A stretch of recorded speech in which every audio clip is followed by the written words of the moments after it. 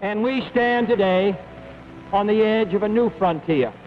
As my father accepted the Democratic nomination for president, he looked to the future and challenged Americans to join him on a journey toward a new frontier. That spirit is kept alive today by a new generation of leaders.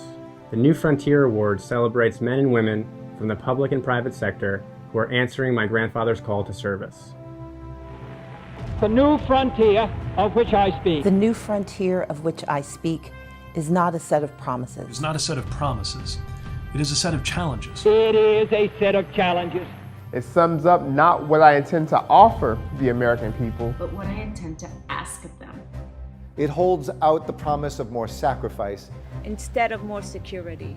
The new frontier is here, whether we seek it or not. Beyond that frontier are uncharted areas of science and space. Unsolved problems of peace and war, unconquered problems of ignorance and prejudice, unanswered questions of poverty and surplus. I believe that the times require imagination and courage and perseverance. I'm asking each one of you to be pioneers toward that new frontier. For courage, not complacency, is our need today. Leadership, not salesmanship. And the only valid test of leadership is the ability to lead and lead vigorously.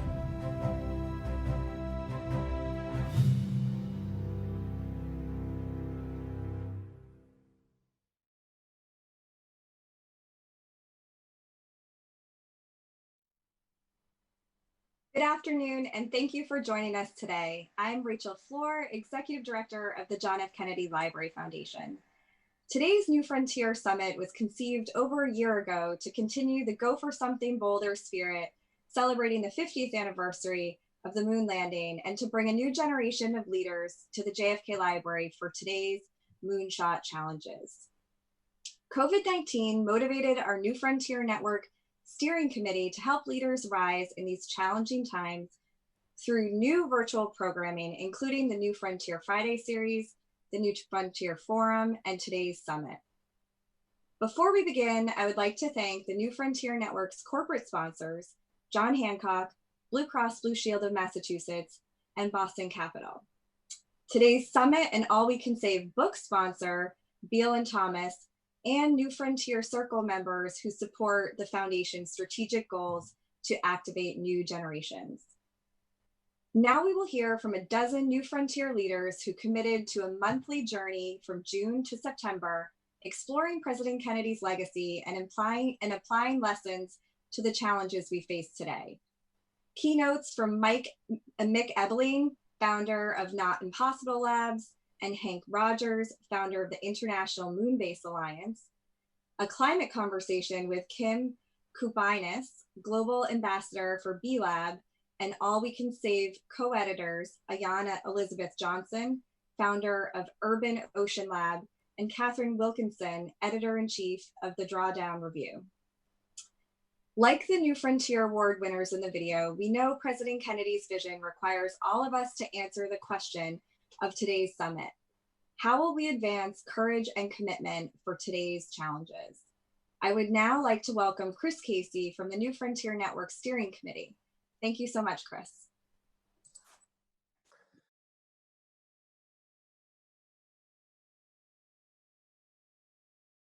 Frontier Network Steering Committee.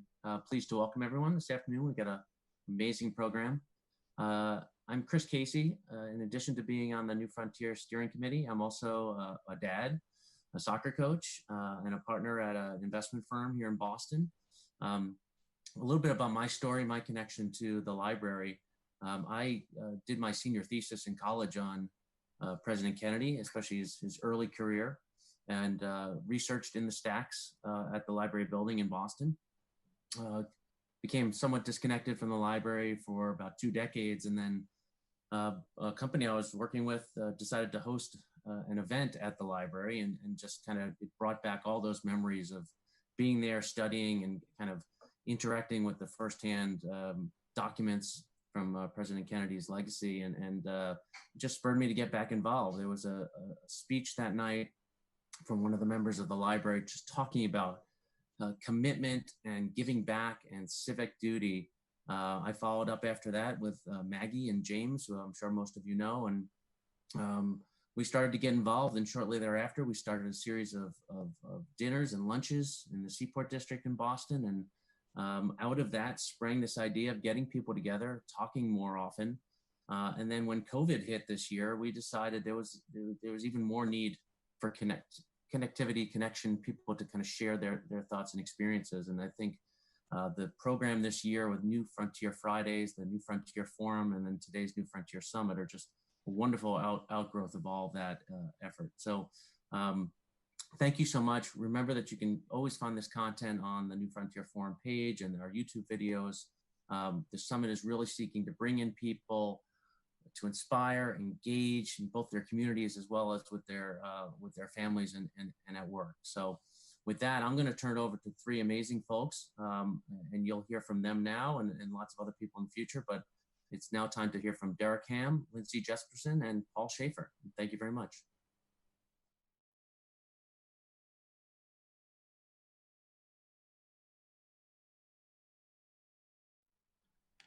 Hi, I'm Derek Ham, an associate professor of art and design at North Carolina State University. In the last several months have been rewarding for me. As a member of the forum, I've built relationships with a diverse group of leaders and engaged with them on a range of topics that are both timely and relevant to the world we're living in. You know, many of the conversations we've had have resonated with my own personal work, in which I use virtual reality as a technological approach to help us revisit the stories of our past. And in general, I believe revisiting the past is a critical exercise, one that allows us to be honest, reflective, and helps us build empathy, but only if we truly decide to look at the world and listen to others. And it's fascinating to see how we've quickly appropriated the technology of today to help bridge the gaps of our geographic location. You know, I know we're all starting to get a little bit zoomed out, but technology is still a powerful tool to help us connect with people, not just in space, but also through time. And I think that this will only increase with new tools of the future, VR, AR, but at the end, they're still just tools. Beneath the technology, we can't forget how important it is to connect to the things that make us human. You know, so often we're flooded with all the things that make us different. But it's important, and it's important for me to remind myself that it's the things that connects us, that keeps us together, and that we're all in the struggle together. And it's only together that we're going to find these new solutions, new perspectives, and collectively work together to bring some of the long-lasting changes that I know we're all passionately seeking to bring in our communities.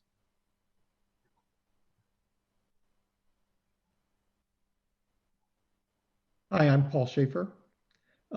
These days, I work in the investment and finance industry, but I've had a career in government and politics, which I really owe to JFK. I so vividly remember at the age of 10, watching his inauguration. It was a snow day, so I was home, and deciding I was going to go into public service. Ask what you can do for your country resonates with me and should really resonate with all of us to this day. I got involved in the forum because I was really worried, and I was fearing that we were losing the notion of public service and the public good, the idea of out of many, one. The attack on our government and the attack on what people call the deep state is really an attack on the institutions that have kept us safe and allowed America to thrive and prosper. You know, that we were set on that path by the new frontier, set us on a path to do great things.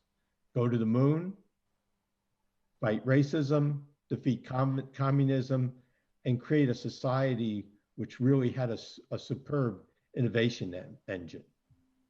We need to remember what the new frontier is all about and the challenges it posed to us. And we really need to rekindle and pick up those challenges. Not from a point of nostalgia, but as a point of continuing the good work that will make America thrive and prosper and be inclusive for everyone. The library and the New Frontier events have really helped me rethink and get in touch with those ideas and think about what are the important elements for us going forward. Thank you.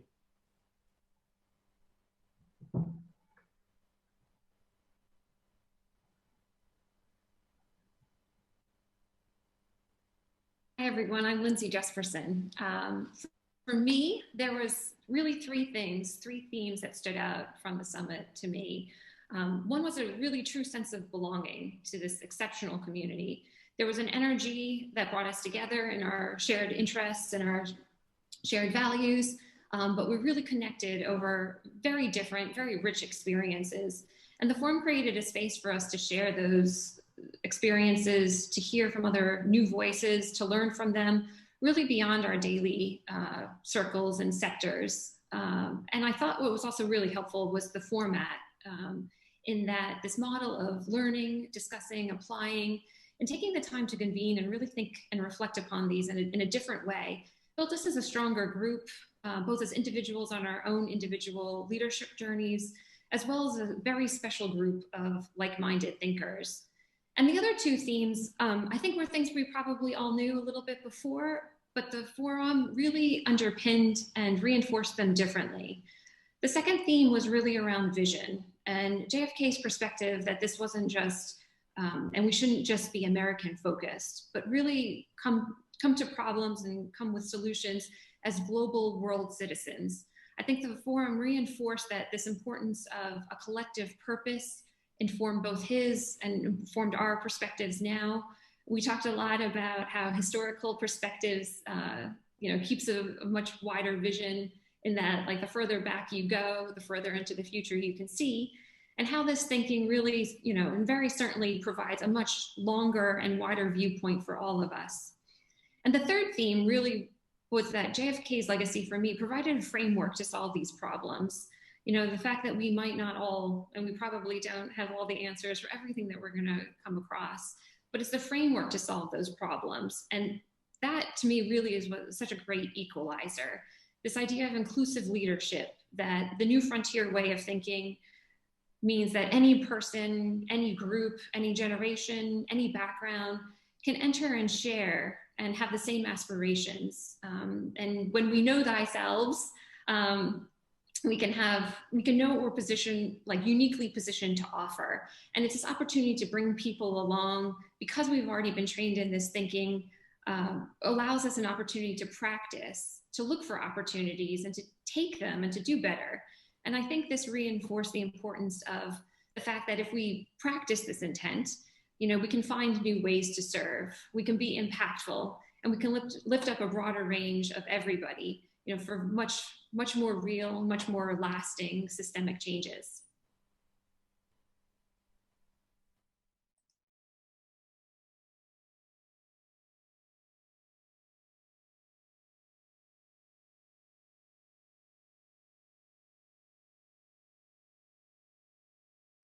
Thank you, James. A year ago, many of us gathered at the JFK Library for the JFK Space Summit.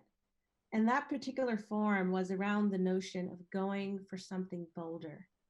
As a member of the JFK Library Foundation's Board of Advisors and as co-chair of Move the Needle, we've been going for something bolder in Boston over the past year on many fronts. One such initiative has been advancing systemic strategies for attracting talent and also for building opportunity for people of color in Boston, in conjunction with the JFK Library and many other businesses across the Commonwealth. The new frontier is here, and President Kennedy's aspirational moonshot rhetoric strikes us even more importantly today. This theme of going for something bolder, of shooting for the moon, these themes are current today when we think of innovation, when we think of courage, perseverance, ending the violence of systemic racism in its many forms. We're capturing the essence of what Kennedy had in mind. Systemic reckoning has been building for many, many decades before COVID, before our current Black Lives Matter movement. But right now, it has everything to do with prioritizing the challenges that we face and meeting those challenges head on. This is what President Kennedy called for when he focused on equal pay, civil rights, nuclear disarmament, the Peace Corps, serving throughout the world. and the NASA astronauts winning race to the moon.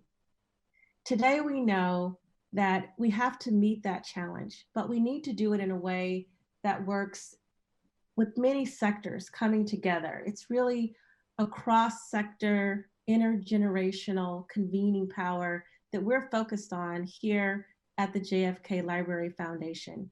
And I hope that what you take away from today's forum is that you imagine today, where we are here now, that you keep moving for a better future and that you draw upon the essence of Kennedy's message, and that we're able to develop a new frontier of justice, innovation, and renewed commitment. The challenges that we face now are really opportunities for leadership and for us all to convene around the concrete goals that we form here today. So with that, I will leave you to the rest of the program, and I hope that we all walk away from today's program with a renewed sense of purpose, of mission, and that we're all shooting for the moon. Thank you, James. Thank you very much, Yolanda. While collaborative leadership is at the core of democracy, the New Frontier speech made it clear that in order to align policy, capital, and culture, at the same time produce results, a very determined and proactive attitude is crucial. At the same time, the need to create a well-structured environment for people to be able to work together becomes obvious, bringing people together, making them go down the path from me to we to now. The ability to attract as many stakeholders as possible to the table relies on having a constructive learning environment. The combination of outreach and gathering as much feedback as possible is an unavoidable permanent task, and it has to be done in as many different languages as necessary. In looking at today's challenges, we see more and more people coming to the realization that waiting for the betterment of social conditions to happen naturally is not an option anymore, and it becomes clear that a new form of engagement is needed. It can all be summarized through the concept of positive social impact, currently being addressed by a series of movements such as conscious capitalism, the B Corp, and so on. Establishing a high bar is a key part of the transition into creating and fostering actionable initiatives, which come with the imposed risks of this learn as you go moment. The time to act is now. I've joined the effort to promote the acceleration of the impact economy through recruiting individuals and corporations and inspiring them to move from a neutral to a proactive direct impact attitude in a call to action that completely aligns with the New Frontier initiative. This including pursuing efficient supply chains, understanding customer loyalty, and integrating a no harm to anyone mentality. Key elements of this movement include paying equal attention to individuals as well as social and community groups. Responsible environmental policies and governance of all sustainable economic matrices already in place need to become the norm to a theme-driven workplace that values and encourages new and diverse ideas and opinions. Throughout the world, recent events have brought much attention and focus to the need to engage. We are people on a mission, and we are glad to have more of this on this journey. Thank you very much.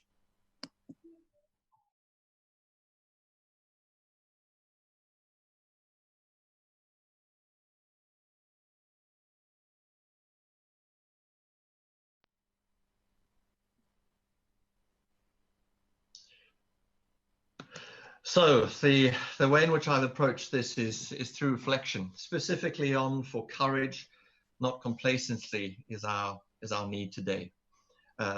Leadership and not salesmanship. So this is my personal reflection on what trust has meant to me and where it's led me in my vocational journey. Firstly, in retrospect, I've always been in search of leverage. Those actions with disproportional outcomes for better futures. That's how I articulate my journey to date. Over the last year, that led me to having some extraordinary conversations with some confidential conversations with some wonderful people. And I asked them one question, and that is, what is the deepest leverage point that you can think of to shape better futures? And their answers unanimously led me to one conclusion. The deepest leverage point that they could think of is trust. Anecdotally, we know that we have a deep crisis with trust in the world, but it's that catalytic moment sent me on a journey to move through anecdote to the science of trust. And I wanted to know what trust is, why it's important, and how it can be built, if not scaled. To the first question, what is trust? Both the literature and common sense are clear about what it means to trust. Firstly, a definition.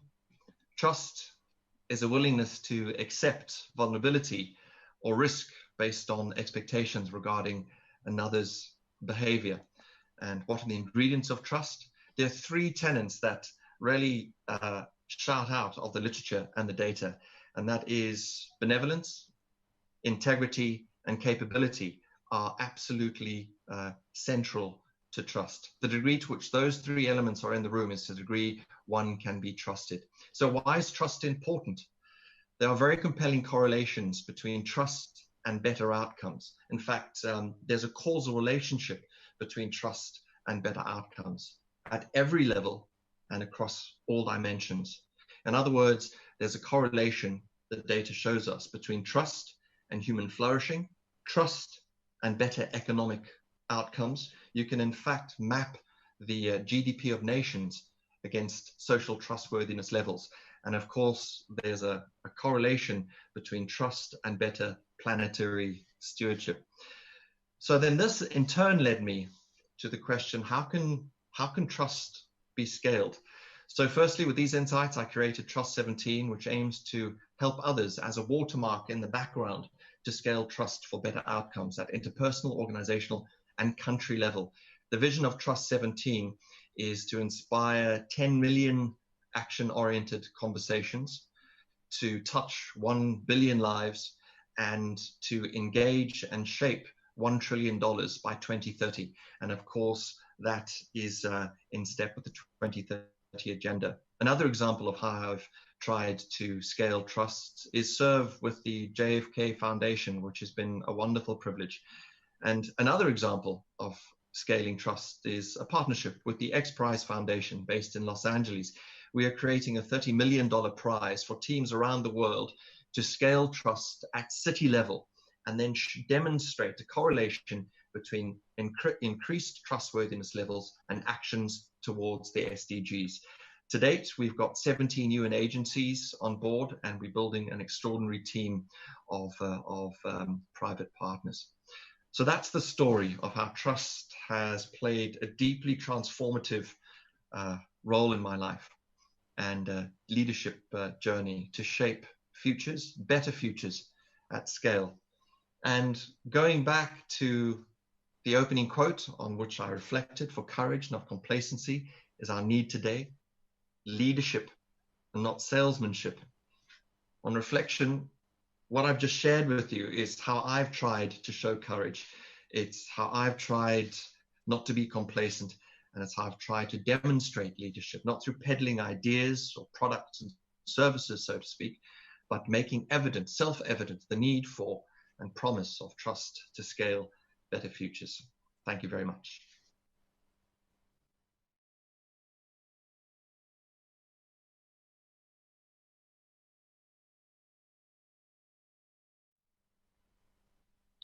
So we move forward as we look at commitment for these sustained solutions. In times of crisis, leaders build bridges, not walls. What we're looking to do is to uplift and support economic mobility. Here in Charlotte, Charlotte was ranked as being the least likely city for economic and social mobility, which sparked a commitment from every stakeholder here in Charlotte to commit to social and economic mobility. How can we as a city, as a region, support this sense of economic and social mobility to move folks out of poverty? What if we commit ourselves and everyone to an action, to an item? What do we do? And this created a lot of responses from the community, including Johnson C. Smith University, a historically Black college located in Charlotte. More than 150 years has it been an engine for economic mobility. But the next wave, the new frontier, requires new ideas. This gave birth to the new science building, state of the art, in our Smith Tech Innovation Center, which was pouring out to support inclusive tech-based economic development for our community, to ensure that as the city and the region grows in prosperity, those located in it will have the resources, the opportunities to participate and to contribute. Now, as we move into this next phase of what can we all do? What is it that's driving us to commit to something that's going to change the systems of these injustices that many people are facing? The opportunity. So ask yourselves, what are you willing to commit to? What are you willing to dig down deep into supporting the things that you care the most about? Thank you.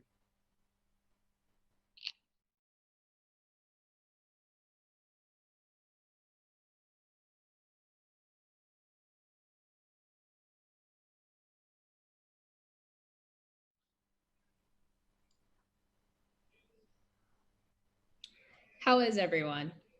My name is Jordan Wilson. I'm happy to be a member of the New Frontiers Committee, and I'm also happy to speak to you today as a voter. I'm an advocate for civic reimagination, and I seek to empower voices of marginalized and traditionally disconnected voters through research and technology. In 2016, I co-founded Politicking. It's a political information platform that engages traditionally marginalized voters with mainstream, nonpartisan information. While I was raised in politics and public service, I worked at the Harvard Institute of Politics and also have much experience in civic research. After seeing so many people unsatisfied with the product of the 2016 election, I wondered, had they realized how disengaged they were? So I started Politicking. We'd integrate information, technology, and make it easily accessible. On to moving and joining the New Frontiers Network. This network has enhanced my perspective about the need for change within our civic systems. Imagine if we understood who and what issues were really at stake when we participated in elections. This means understanding that much more that what's happening at 1600 Pennsylvania is at stake. You know, what happens at City Hall or at the county building actually impacts our day-to-day lives. The network has really introduced me to opportunities for innovation. I've had a chance to speak with people in finance. I've had a chance to speak with public officials or folks who love data like me. We all get together and collaborate to ensure that there are innovative ideas that promote equity for all through civic engagement. The New Frontiers Network has also introduced me to a wealth of knowledge about the legacy of civic engagement from the dynamic breakthroughs of JFK. Innovations in civic engagement do not start, of course, with what happened with the civil rights and voting rights movements of the 1960s. We should all think more about how we can embrace innovation in civic engagement. And I think we can do this first by reimagining our civic systems.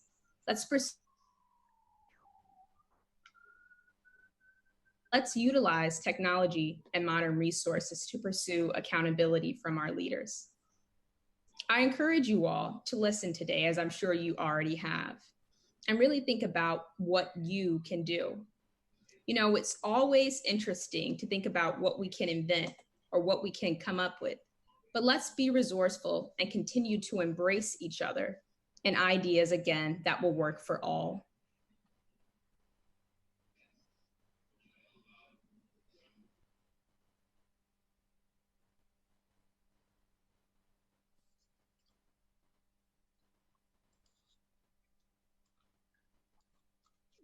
Hello, I'm Matthew Cornelius, the Executive Director of the Alliance for Digital Innovation. We are a group of committed technology and cybersecurity companies who believe it's in the best interest of the American government to have access to the greatest and most innovative capabilities to solve mission outcomes and deliver better services to citizens. I'm very proud to be a part of the New Frontier Forum and to share all of these wonderful experiences, including those we are hearing about today, with so many like-minded, terrific individuals. One definition of frontier is the limit of knowledge of the most advanced achievement in a field. America is its own frontier, and we are constantly imagining what it can and should be. This group, this experience made possible by the JFK Library, enables us all to use lessons of the past and perspectives of the present to think about the future that can be achieved through greater sharing, listening, collaboration, innovation, and most importantly, patriotism. We are all here because of our love for this country and our reverence for one of its greatest leaders, President Kennedy, and our zeal over a half century after his passing to continue this American experiment, dream of futures that might seem unimaginable today, and to build the communities, relationships, and opportunities for us all to achieve a brighter future together. And with that, now we will have our summit keynotes.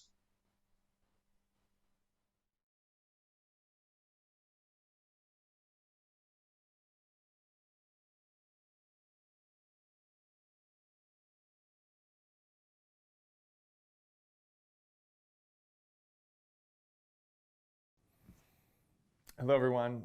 I'm Mick Ebeling from Not Impossible Labs. Thank you so much for inviting me to address you today at the summit. I'm incredibly honored, so thank you.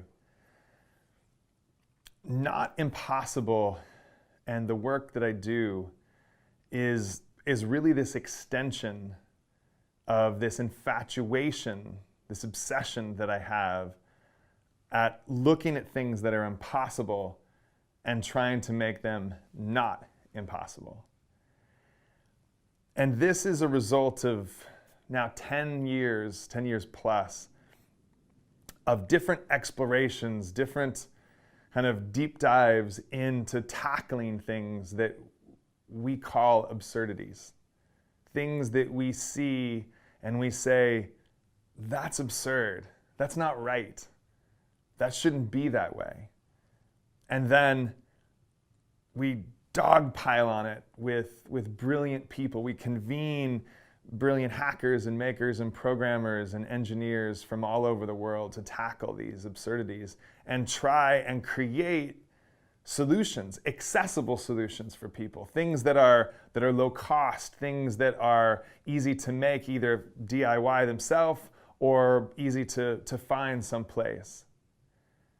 And it started, our first foray into this happened, like most great things in the world, on accident, when my wife and I discovered a paralyzed graffiti artist in Los Angeles who had ALS and was unable to talk, unable to communicate, and even more importantly, was unable to express himself in the passion, his art, his what he was so committed to. He was unable to do his art. And so a team of programmers and engineers and what we call misfit geniuses and mad scientists descended upon our house. My wife and kids and I moved out, tables and chairs pushed against the wall, people sleeping on floors, people sleeping on couches. And in the end, we ended up creating, at the time, what was the world's most low-cost DIY ocular recognition device that allowed him, this artist, to draw again using only his eyes.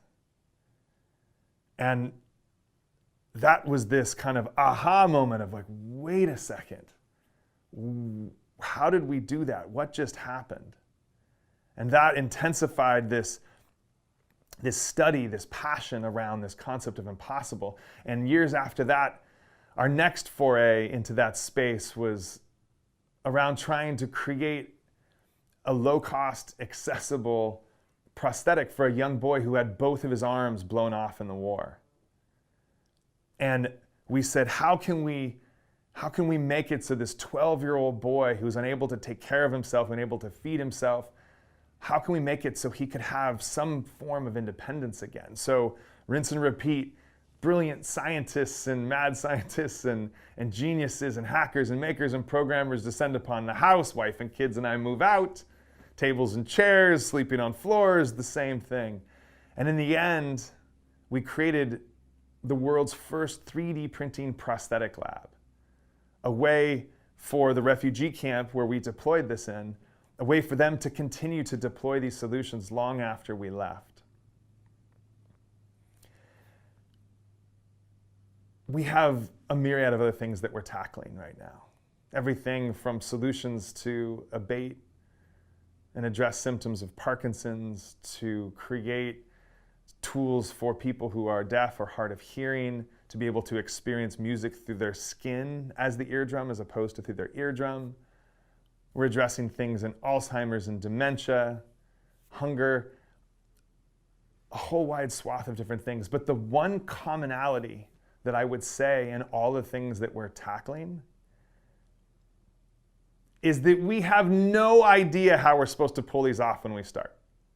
We are almost overwhelmed with this fear of the fact that we're not the ones to be able to pull this off. This self-consciousness of wait a second, we don't have the degrees or the diplomas or the credentials to be able to do this. But what moves us past that insecurity, moves us past that feeling of self-doubt, is the fact that this is an absurdity that must be solved. This is something that is a hard thing to do. And so we commit to things that are hard because all great and honorable actions are accompanied with great difficulties, and both must be enterprised and overcome with answerable courage.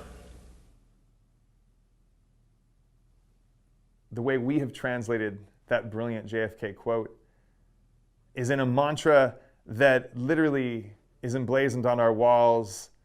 It's in our signatures, and that is commit and then figure it out. Because we feel that when we're staring at these impossibilities, somebody has to try. Somebody has to do something to try to move the dial, to try to advance the ball in some capacity so that that absurdity can be addressed. One of our calls to action is, if not now, when? And if not me, who? And we live in a world now that is almost overwhelmed with challenges. These are unheralded times that we're living in right now. But one of the things that I have learned in the studying of impossible is the fact that we all need to just take a step back, because what is difficult for us now, what is the most difficult thing, the most greatest challenge, the biggest obstacle, the most daunting task for us right now is just that. It's for us. It's the most daunting thing for us. Think about past generations. Think about what our ancestors have gone through. Plagues, famine, genocide. Think of the things that they have encountered and been able to push through. Do we dare say that what we're experiencing right now is greater than what they've experienced? The answer is no. The answer is no, we shouldn't compare, because it is completely relevant to our experience, not to their experience.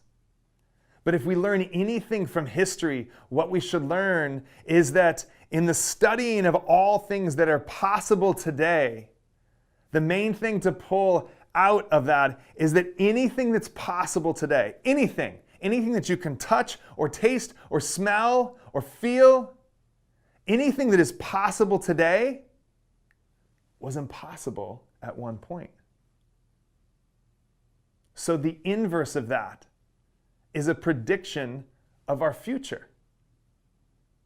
Anything that is impossible today, if we base it on stats, if we base it on history, if we base it on data, anything that is impossible today is on the trajectory of moving and transitioning from impossible to possible. So who are we to be so narcissistic to think that our challenges will be that one thing that in the history of our species, in the history of mankind, shall always and forever remain impossible? It won't. Part of how we tackle the things that we tackle is through a mantra: commit and then figure out. how you're going to do it. Commit and then figure it out. The brilliant quote by President Kennedy, "We commit publicly and in full view of the world, and without any understanding of how we might accomplish what we have set out to do." Because once you have jumped, you can't scramble back up on the cliff.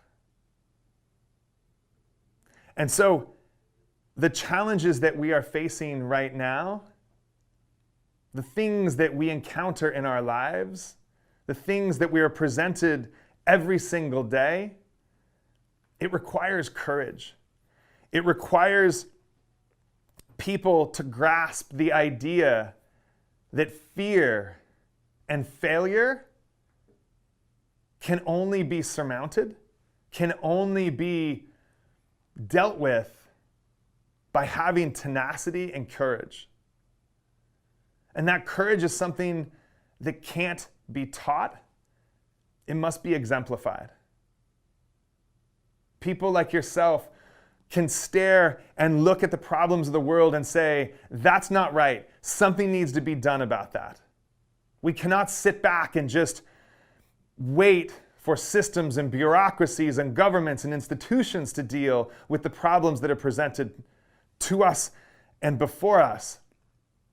We as a species, we as a people must say, we have to do something about that. We have to start on that journey of transitioning things from impossible to possible. And maybe it doesn't happen in our lifetime. Maybe we begin the journey, but our path on that journey is cut short. But to show our children and future generations that the effort towards the accomplishment and the solving of things that are critical on this planet, that those are the worthwhile efforts. Those are the things that we must tackle. That is how we guarantee the progress and the success of future generations. So, as you go forth, as you move on into the rest of this year, the rest of the decade, the rest of your life, the thing that I would ask you is to believe that you are the ones who can solve these problems. Believe that there is not someone special out there that you're waiting for, that you are the ones to do this. Because as JFK said, these times demand imagination and courage and perseverance. And the journey that you've all embarked upon, continue to be pioneers of that new frontier. Continue on that pursuit of progress. Continue on that pursuit of advancement of our species for the sake of this planet.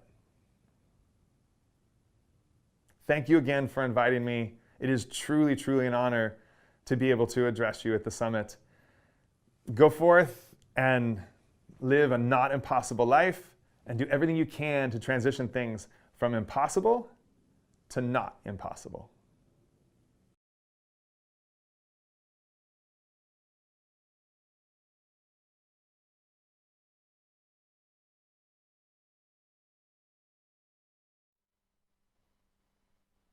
Hello, my name is Jordan Richardson, and I'm the Talent and Business Development Director at Not Impossible Labs and member of the JFK Library New Frontier Forum.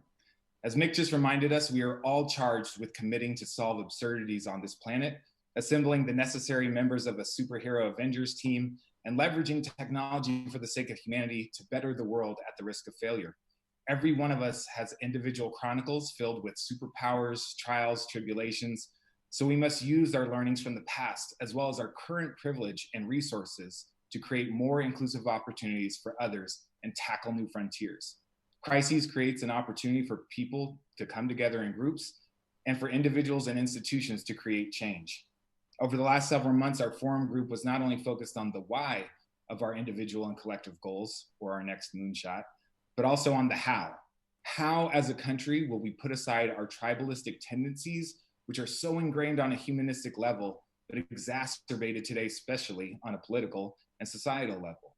One prominent and alienating source that we are surrounded by daily is the global media, where we consume a biased narrative without proper historical context or encouragement that change is possible. The world is much more complex and with so much more creative potential than the nightly news suggests. If we can entrust ourselves to and have faith in each other instead of selfish and divisive entities, we will create a narrative for enduring transformation. Being in the New Frontier Forum has given me a broader perspective, better understanding, and impactful context of some of the most important and pressing whys and hows in our country and world today. There is no question that we're living in tumultuous times, and possibly from the viewpoint of younger generations, these times are unparalleled. But we must remember that we have in fact witnessed seemingly unimaginable and preposterously impossible things in the past, yet found a way to overcome them. A key lesson from our forum experience is knowing that our history gives us the perspective that people have and will continue a legacy of service and sacrifice to achieve success for the greater good. One of the specific hows that our forum discusses is, how do we want to arrive at this new frontier? Will we be divided by trivial prejudices like one's political preference, the inhumane biases towards race and gender? Or will we be united in unrivaled will and determination focused on humankind? We unanimously chose the latter. We recognize that giving spirit, the ask not spirit of President Kennedy, can lead to monumental breakthroughs from our fears and scarcity defaults. We are the sum of generations and generations past. Our experiences that have shaped who we are as individuals, a country, a planet, connect more directly with some of our fellow humans than others, which may only intersect tangentially. I myself am only a few generations removed from West Indian slave immigrants on my father's side and mud hut digging pioneers settling the West on my mother's side. As highlighted by the compelling stories and experiences shared by all of my forum group mates, we must remember that each and every one of us on this planet has a unique and valuable story that is worthy of attention and understanding. It is our job to recognize and reject the social, political, gender, racial, and economic differences that separate us and evangelize the humanity that unites us. Another one of my personal heroes and great American freedom fighters, Frederick Douglass, said it best: "I would unite with anybody to do right and with nobody to do wrong." We must relight the torch of American ingenuity and bravery and address possibilities, once again, utilizing radical collaborations. One of Mick's favorite quotes that he lives by is from Horace Mann: "Be ashamed to die until you've won some victory for humanity." This exact sentiment is shared by our next speaker, Henk Rogers. To them, the members of our forum, and those of you listening right now, believing the impossible risks coming across as delusional thinking. Our fear of failure and false senses of security should never be the excuse to let our biggest problems and challenges remain unaddressed, regardless of how uncomfortable the issues may be. As President Kennedy said, "For courage, not complacency, is needed today." The similar lesson that we can learn from both Mick and Henk is refreshingly simple: solve for one person, one mission, in order to create the catalyst towards scaling that solution and impact exponentially. This is something we are all capable of, regardless of who employs us or who our elected officials are. The new frontier is here, and it is time we once again re-examine President Kennedy's inspiration, pivoting away from costly and inconsequential divisiveness and repositioning our human potential towards the service of others and our planet. We can look at President Kennedy's construction of the Peace Corps as a literal and symbolic call to action for generations to come. Moving away from battle cries of military service, the Peace Corps focuses on inclusive human potential through agriculture, the environment, community economic development, health, education, and youth and development project sectors. Today, we must embody President Kennedy's urgency of confronting a new set of monumental challenges, sprinting towards unification with a spirit of adventure, and turning away from idle promises and public addresses, begetting only more discord and consumption. Whether we strive to effect change on a personal, smaller familial level, or on an interplanetary scale, It is imperative that we dedicate ourselves to the mission and lead vigorously towards accessible solutions. As Henk will show and tell you next, some moonshots are much more literal than others, and creating cultures and networks that embolden creativity, courage, vision, dedication, and an entrepreneurial spirit will be the way we succeed. It is my pleasure to welcome and introduce my fellow New Frontier Forum group mate, Henk Rogers.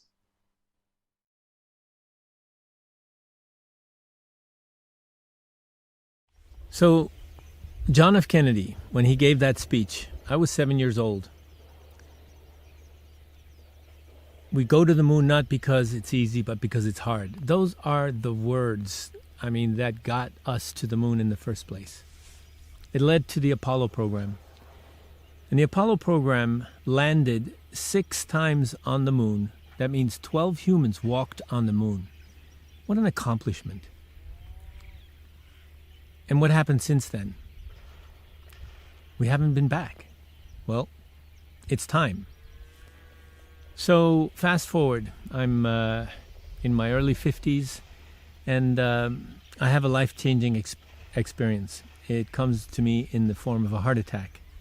And the heart attack tells me, hey, you know what? You may someday go. It made me vulnerable. And when you go, what is it that's going to upset you if you haven't done anything about it? What are your actual missions in life? What's your bucket list? So I gave that some thought. And of course, climate change is the big one. We have to fix this planet, and that comes first. But the next has to be for us to go to other planets and bring life as we know it to other planets. I look at Mother Nature or Gaia, if you will, and I think she is heating up. She's like having hurricanes and fires and so. I think she's pregnant, and I think we're it. So basically what we need to do is we need to get off this planet, and we need to take life as we know it to another planet. Once we do that, and we learn how to live on another planet, like Mars, then Mother Nature will have had a baby. I know that's a big story. So why Mars? Mars is obviously the closest to Earth of any planet in our solar system. There's indications that there used to be surface water, which means that there used to be an atmosphere. And theoretically, with terraforming, we could put all that back. It's a big, long journey, but it's possible. But the journey to Mars is a very long one. Using today's technology, it would take us 8 months to go, 6 months to wait while the Earth comes around, and then another 8 months to come back. That's 22 months. What happens when a small group of people are stuck together in a small space for 22 months? That was what NASA asked us to answer. So we built a 36-foot dome that sleeps 6, 1,200 square foot.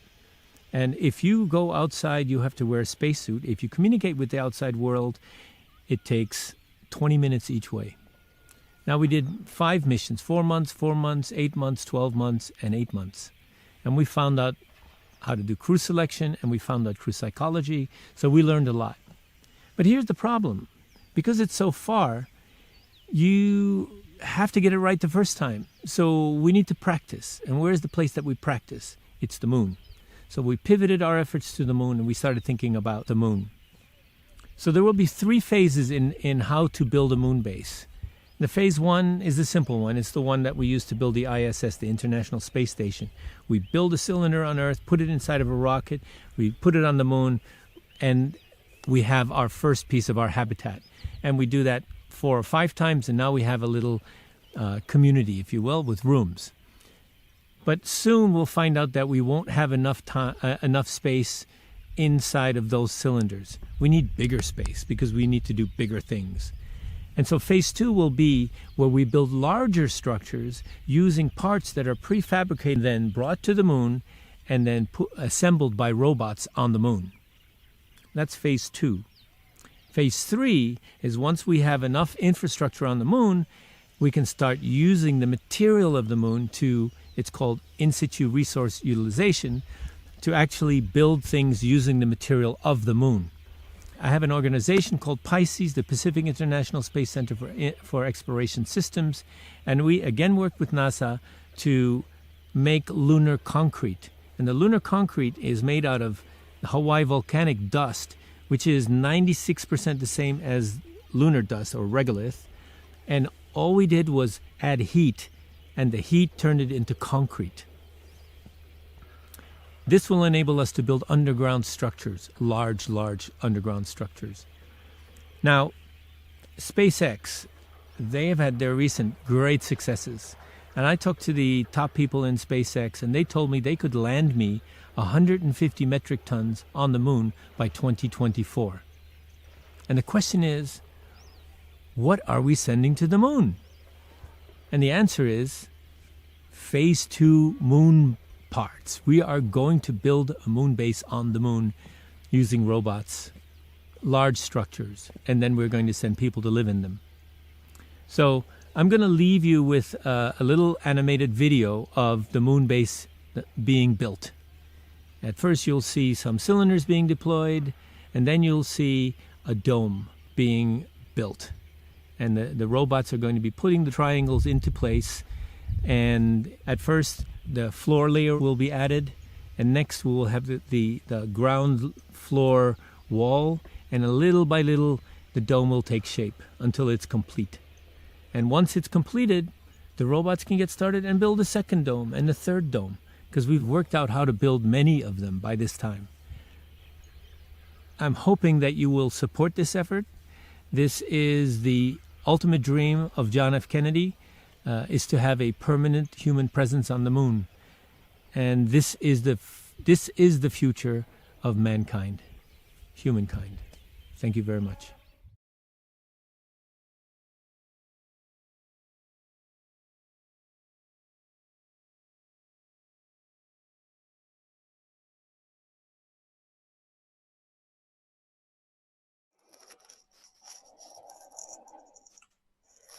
Thank you so much, Henk, for your inspiring words. And thank you to the New Frontier Summit, to James Jenkins, and to the John F. Kennedy Library Foundation team. I'm Kim Kupinis from B-Lab, and as a proud alumna of the John F. Kennedy School of Government at Harvard, I have special love for President Kennedy's legacy and the Kennedy Library from my time in Massachusetts.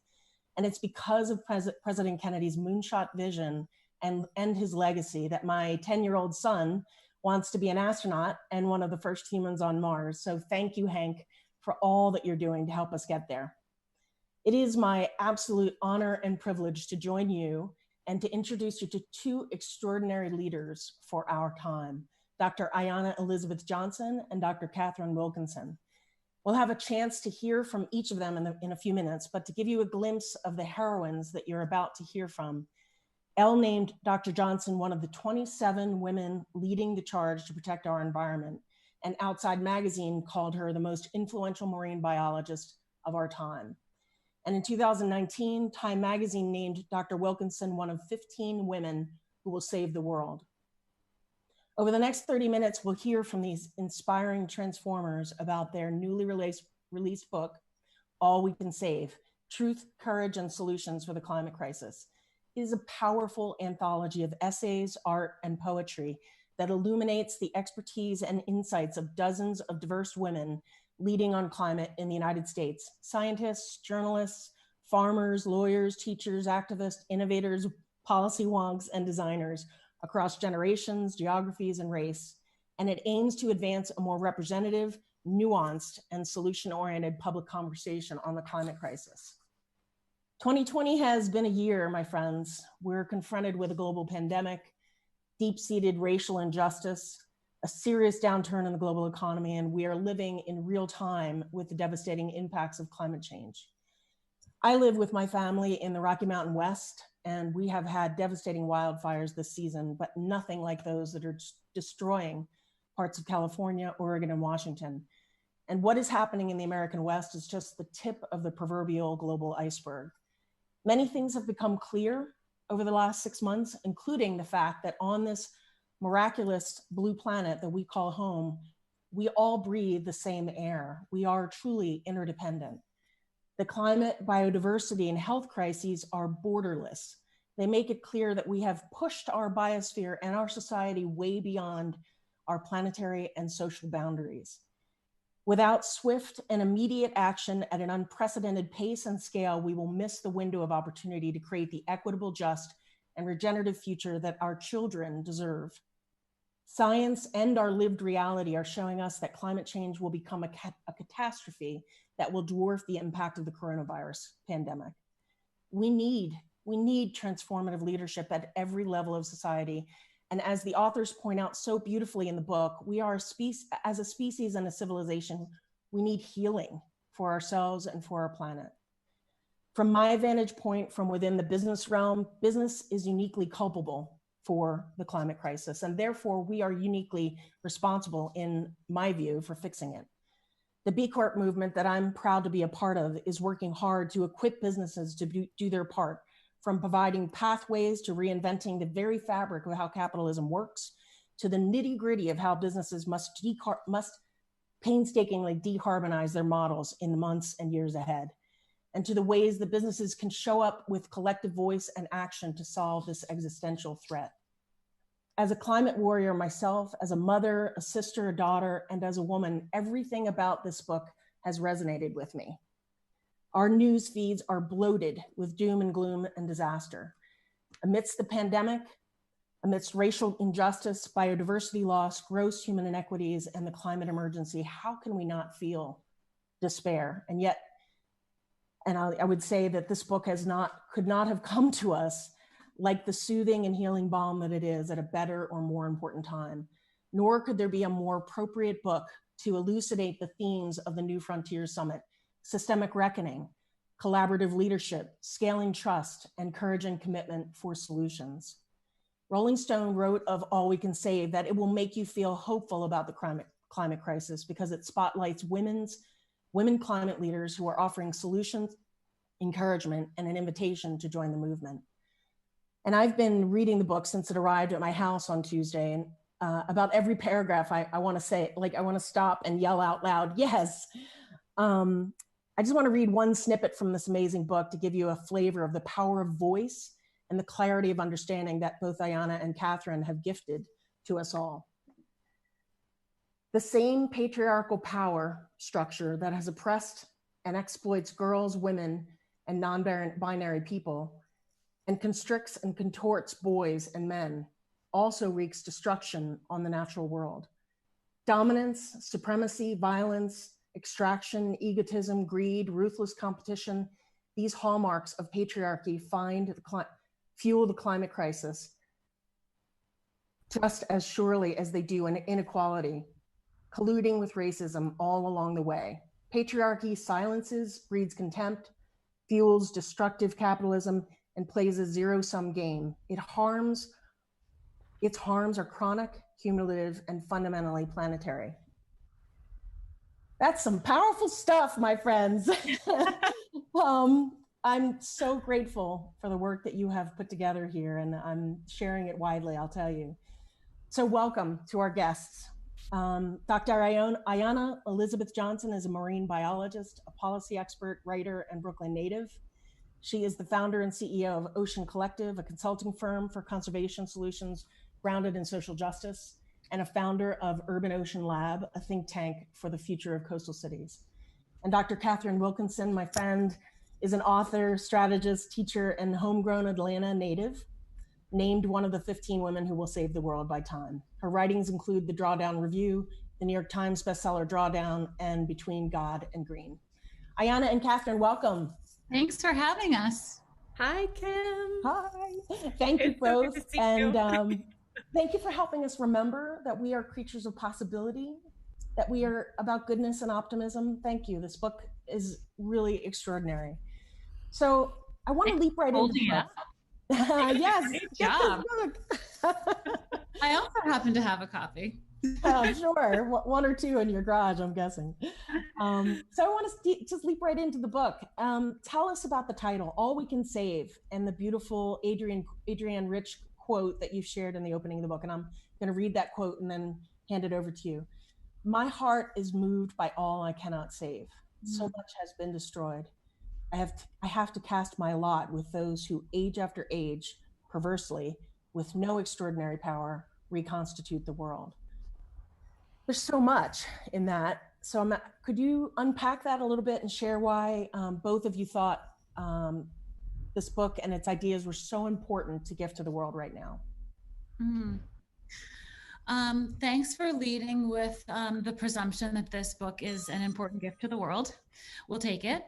I think this book represents something that Catherine and I have seen as missing from the public discourse on what do we do with the fact that we are in a climate crisis, right? Not describing it, not sort of bemoaning it, but saying like, what does this mean for us as humanity, and what does the way forward look like? And offering, these 41 essays as 41 different answers to that question, as 41 different ways to contribute to solutions. And so that epigraph that you read is from a poem by Adrienne Rich called Natural Resources. It's just one stanza.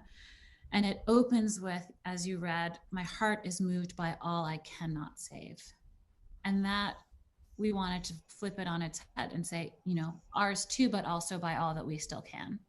And that is the inspiration for the title of the book is, the acknowledgement that the world has fundamentally changed because of the emission of greenhouse gases and all sorts of other pollution and horrible things that have been done to the planet, but that we still get to write the future. And so that is sort of the energy we wanted to bring to this book, and what we feel is so needed in the public discourse. All of these voices that have extremely good answers to that question of where do we go from here, that we thought the world needed to hear, because, to date, we've been sort of had this public conversation on climate dominated by a fairly small group of white men who, sort of like brilliant and well-meaning as they are, will never represent the full spectrum of sort of like intellectual might and ingenuity that will sort of get us there. So how can we foster this whole new wave of leaders to help direct us? Love it. Yep, and Catherine? Well, Ayana covered that really beautifully. I think the we and all we can save is really important. Not just that it is a big and mighty we, which we definitely need. But I think it invites us to think about how we come to this work, right? How we approach it in ways that welcome other people in, that keep one another feeling good and staying in the work. And we know, right, science, nearly 2 years ago now, the Intergovernmental Panel on Climate Change put it in very plain language that we need unprecedented change in every aspect of the global economy. So if the task at hand is to radically and rapidly transform society to cut emissions in half this decade and move rapidly to a zero emissions future, well, we also need to then be transformational leaders. And I hope that's one of the things that people kind of come to a new understanding of in the pages of this book, of what transformational climate leadership can look like. And it turns out that kind of leadership is both more characteristically feminine and more faithfully feminist. And the good news is that is not just the domain of women, although women are bringing it in droves to the climate space, but that is really a kind of leadership that is open to people of any gender. And so we hope that while the focus in this book is on women, that the lessons of it are extraordinarily broad and encompassing. Yep, I love it. I want to tap into something you were talking about, Catherine, and pull out something from the Rolling Stone review. Awesome review of the book, by the way. It says, this book is a feast of ideas and perspectives, setting a big table for the climate movement, declaring all are welcome. And that is a comforting and much needed sentiment, particularly in a time when isolation and polarization feel like the dominant cultural modes of the day. A moment when we have so many of the solutions to the climate crisis in hand and just need people to come together to actually make them happen. And I'd say from that quote, like it really is an all hands on deck kind of moment in history. Yeah. And yet I find in my work, and I'm sure that this is kind of coming through in the stories, that figuring out how to do that radical collaboration is kind of the sticky wicket, right? Mm-hmm. So I'd like to hear both of you talk about how do you knock down those barriers, the barriers that have been a big part of getting in the way of us solving all kinds of challenges, but now we have a planetary challenge that needs radical collaboration. Well, first, I love a cricket analogy, so thank you for that. And I just, your microphone is rubbing against your jacket and causing a bunch of stuff. Oh, thank you. I appreciate you telling me. Thank you. So I think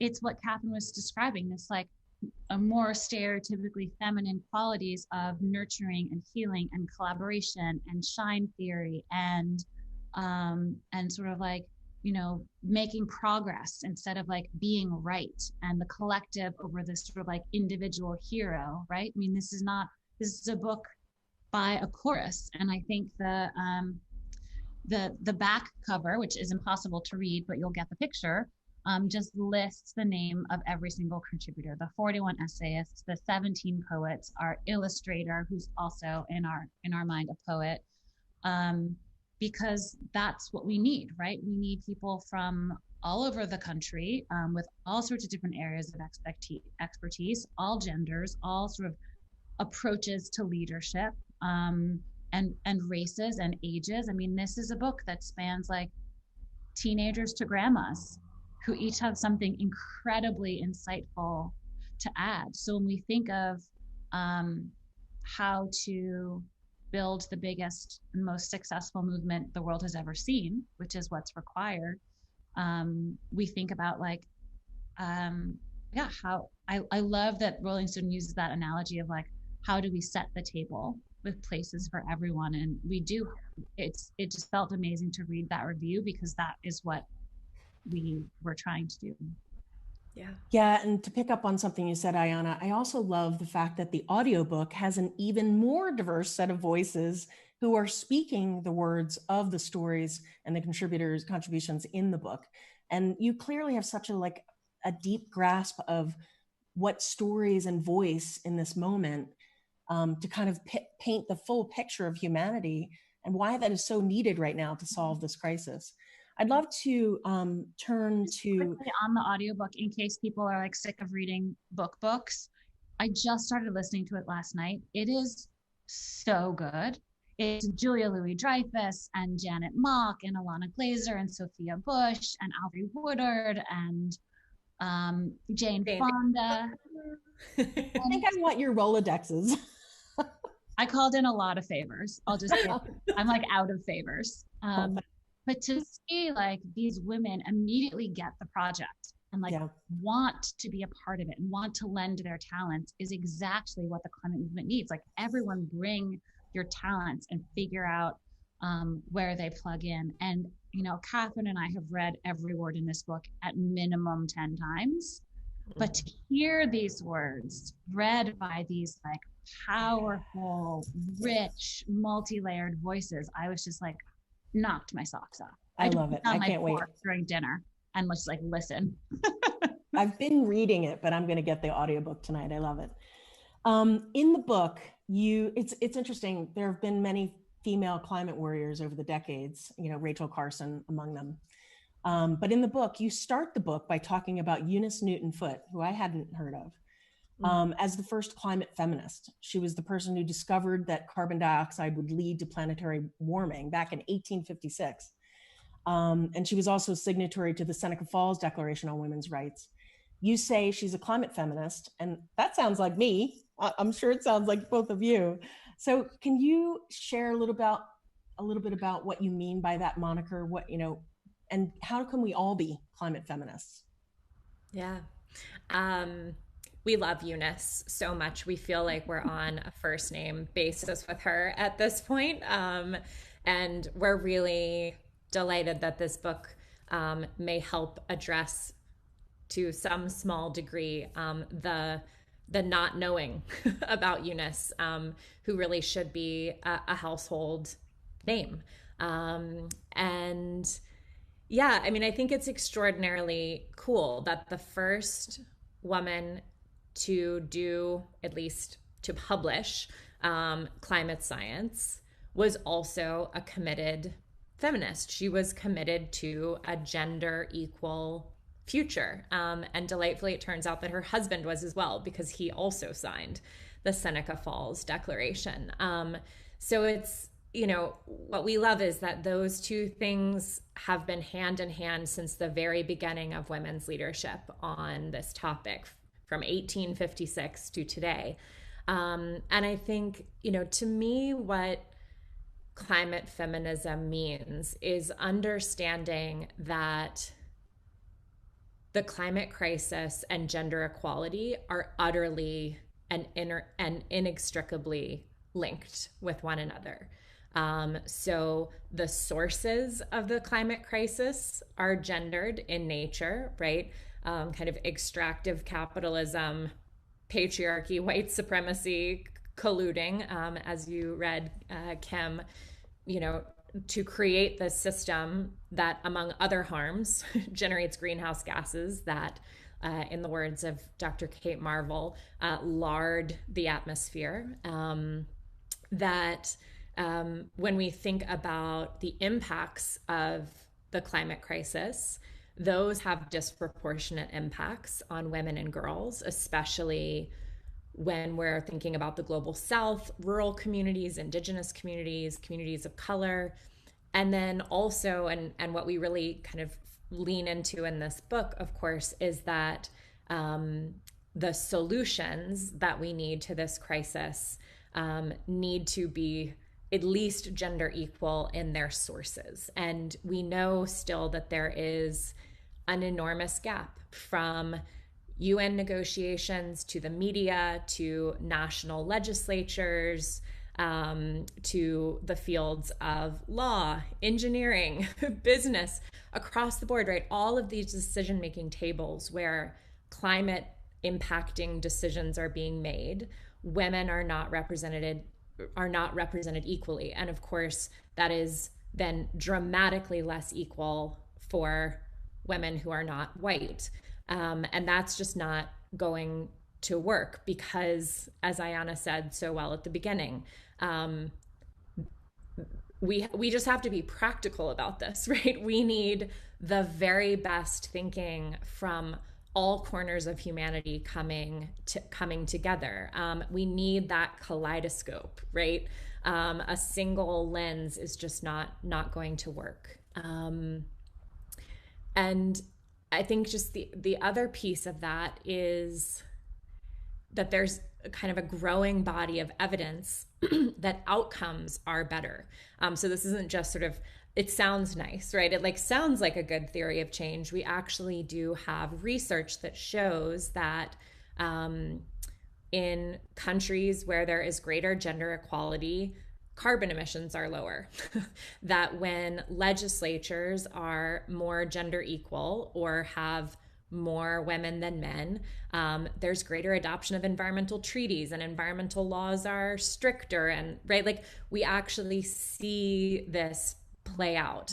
So it's more than just, it seems nice. Yeah, jump in, Ayana. Yeah.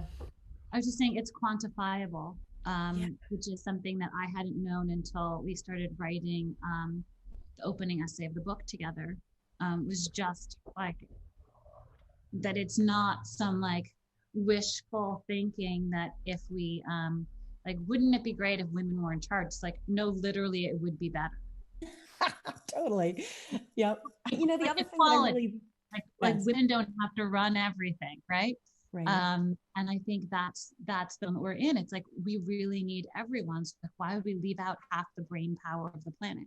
Like, yeah, totally. It's, I'm sure like you both, I read a lot of climate stuff and it feels like we get just the facts, ma'am. It's like, here's the problem, here's the solution. It's, you know, and what I love about this book is that you've made room for your contributors to really embrace the you know, the grief, the horror, the scope and scale, and how it impacts human hearts. And you know, that's like a different narrative. That's a wholly different approach to how we talk about climate crisis and tackling. And would you kind of address, I know you've really made a clear case for why women need to be not only at the table, like need to be a major part of the solution to this, but what is the role of the feminine aspects of society, not just people, but like all of the ways that we think about the feminine narrative? Yeah. Catherine, do you want to talk about the feel section? Yeah, definitely. So there are 8 main sections of the book, and one of them is called Feel, and it is very explicitly engaging with all the things, right? There are inescapably psychological and spiritual dimensions to the climate crisis, and we really believe that that we ignore those things at our peril, right? Because they're there, whether we want to address them and talk about them or not, they are definitely there. And they can either be part of what helps us arrive at deeper knowledge, deeper truth, and fuels action, or they can be things that keep us on the sidelines. And I think to your point, Kim, like when it's like just the science and here are some charts and look at the wind turbines, like that, you know, like I do great. like a good wind turbine. I do love a good wind turbine. But yeah, it's like I think we can railroad over the things that are coming up for people, which, like, you know, this is an existential crisis. We're asking existential questions. We've got big feelings about it. So let's like make space for that. And to your point, Kim, I think that your earlier question, I think that actually helps us create a more welcoming and inviting space, because I think for a long time, the climate movement has acted as if like people don't know, and so they don't care. So we are just going to, this was a weird term that came out of my mouth in another interview, we're going to fact you up. Like we're just going to like smack facts all over you, and then you will wake up and you will care and you will do all planetary mansplaining. Planetary mansplaining, right? And I think like we forget that actually sometimes it's not that people don't care, but that caring and not knowing who to care with and what to do with that care is just too hard. And so people hang on the sidelines. So there are amazing pieces in that section by Ash Sanders, Amy Westervelt, Mary Hegler, Susie Moser, who am I missing, Ayana? Emily Johnston, and some beautiful poetry. And I think sums up so well. There's a quote from Audre Lorde that our feelings are our most genuine paths to knowledge. So again, it's not just about like feeling is nice, right? But that like feeling is really important, because we don't just know with our heads, we know with our hearts too. Yeah, I was, as I was listening to the audiobook last night, I mean, obviously the feeling comes through much more when you hear it read. And I was listening to Alana Glazer read Kate Marvel's essay about geoengineering, and then I texted her and I was like, this is so good. And she was like, you know, the essay that you just mentioned, Catherine, Ash Sanders wrote an essay called Under the Weather about sort of the anxiety and grief and sort of like, what do we even do with a challenge this big? And Alana was like, reading that essay changed me.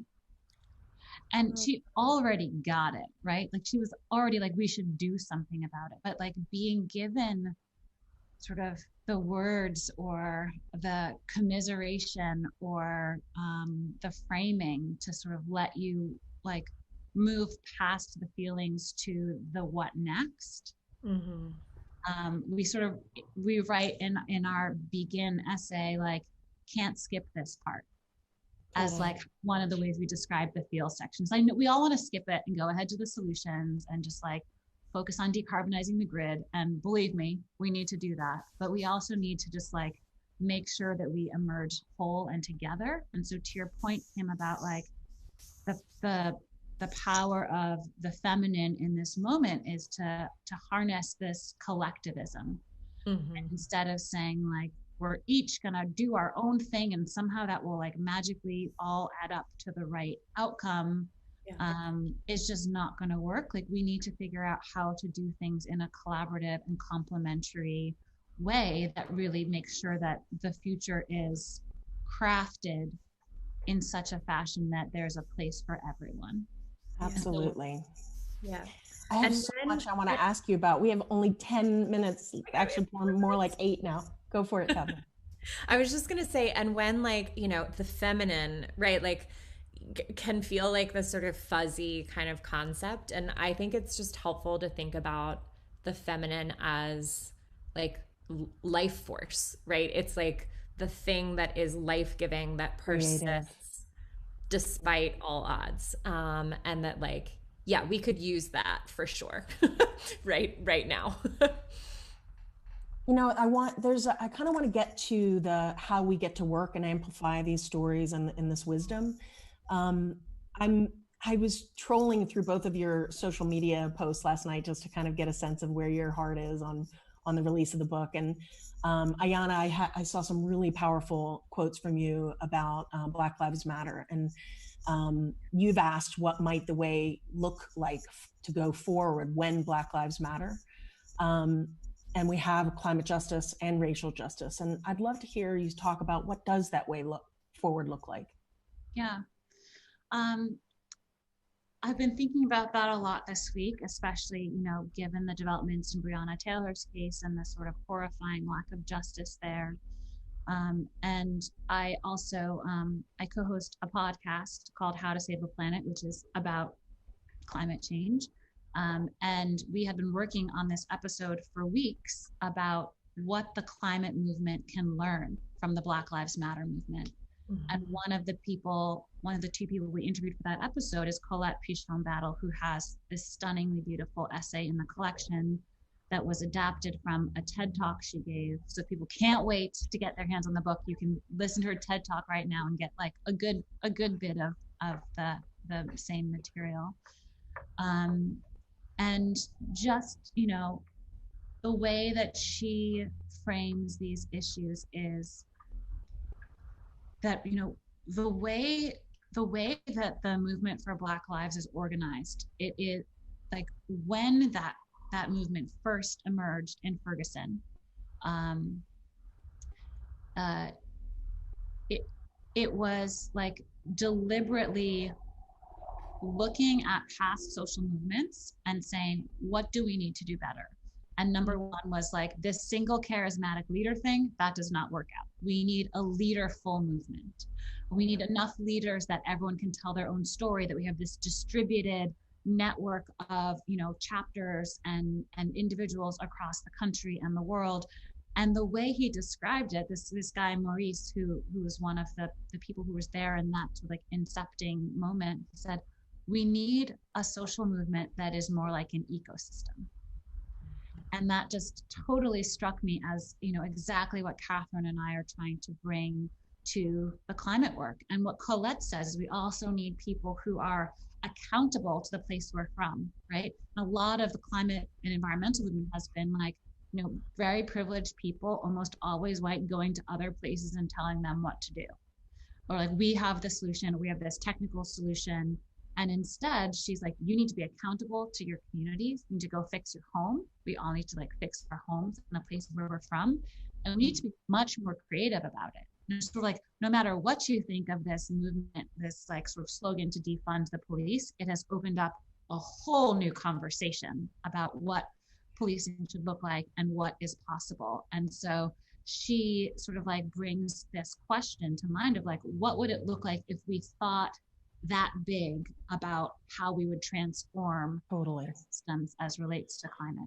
This makes me think a lot about the Margaret Wheatley and Deborah Free's article about how social change really happens and the notion of emergence and how it has to start at home with communities of trust. And this is on a scale and a scope that we've never seen before, but that's exactly what you just described, Ayanna, is right on in terms of how this has to happen, or we won't get where we know we need to go. Mm-hmm.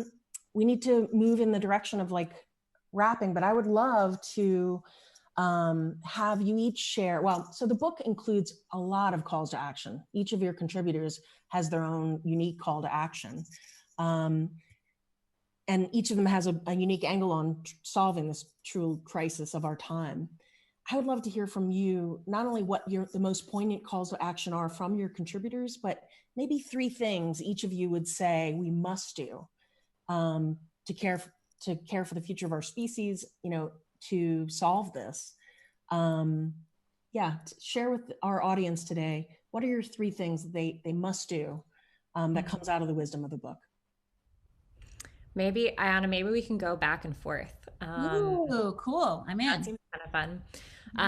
So one that's coming to mind for me today is Leah Stokes' essay, which moves from, it's kind of her own journey as a climate activist, a researcher, professor, public intellectual, from kind of the individual scale of actions, straws, bikes, all of that good stuff, to rippling out to the collective action that we know is needed.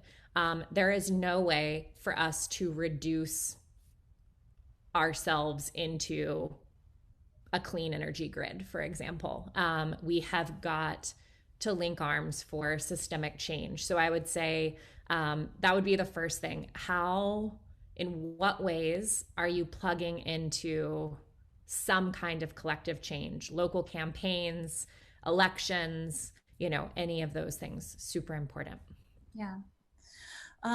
Which reminds me of Kate Knuth's essay on becoming a climate citizen. I mean, Catherine and I raced to get this book out before the election in hopes that it would spark some conversations about what kinds of climate policy we need in the US, and the role we can each play in holding our elected representatives accountable.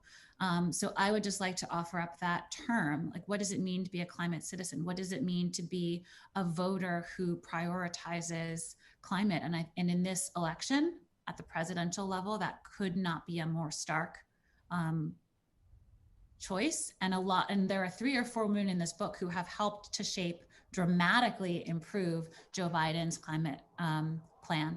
And so it's interesting to also be able to see a little bit behind the curtain of how policy has evolved in the US in the last few years. Yeah. I love it. And I know you both have launched the All We Can Save project. Can you give me a one-liner version of what that is and how people can get involved? Yeah, definitely.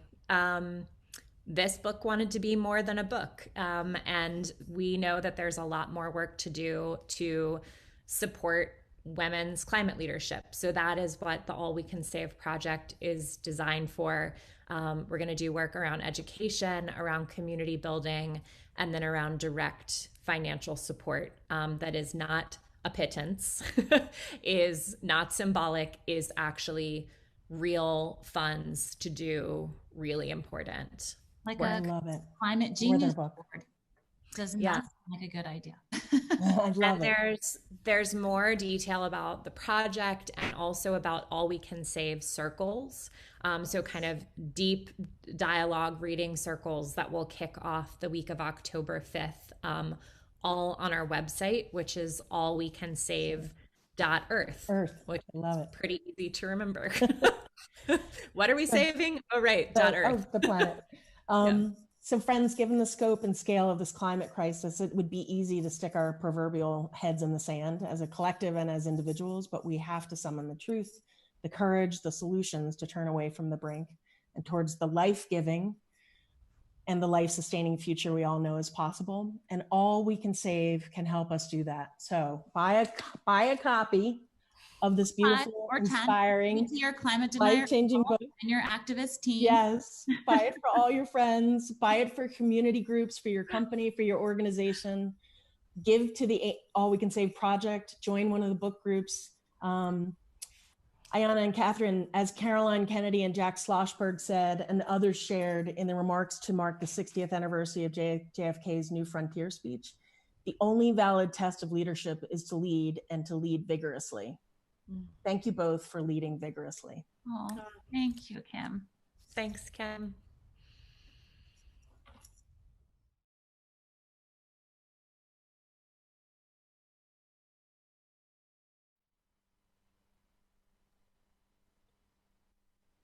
My name is Maggie Hayden Bramley, and I'm the director of the New Frontier Network. Thank you very much for participating in today's New Frontier Summit. The breakout sessions will begin at 3:15 and will conclude at 4. Please use the chat in the box to join. Again, on behalf of the JFK Library Foundation, thank you and be well.